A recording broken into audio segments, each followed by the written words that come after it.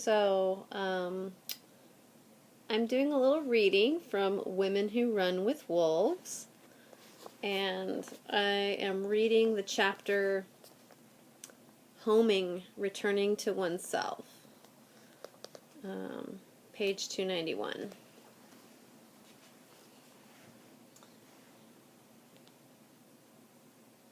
In this spirit, let us consider that the lonely man who steals the sealskin represents the ego of a woman's psyche.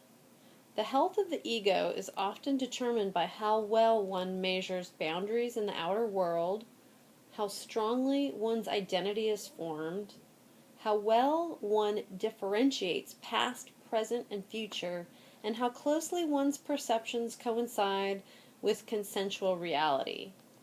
It is a timeless motif in human psyche that the ego and the soul vie to control the life force. In early life, the ego with its appetites often leads. It is always cooking something up that smells really good.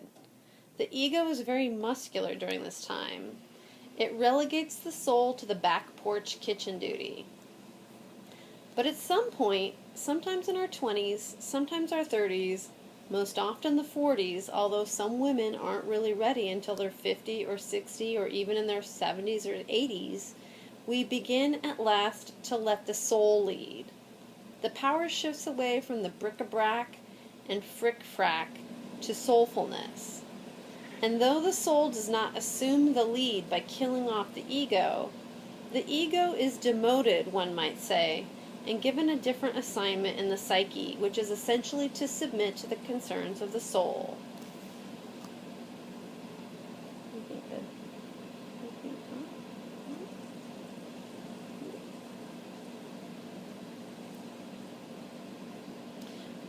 From the time we are born, there is a wildish urge within us that desires our souls lead our lives. For the ego can only understand just so much. Imagine the ego on a permanent and relatively short leash. It can only go so far into the mysteries of life and spirit. Usually it becomes frightened. It has a bad habit of reducing all numinosity to a nothing but.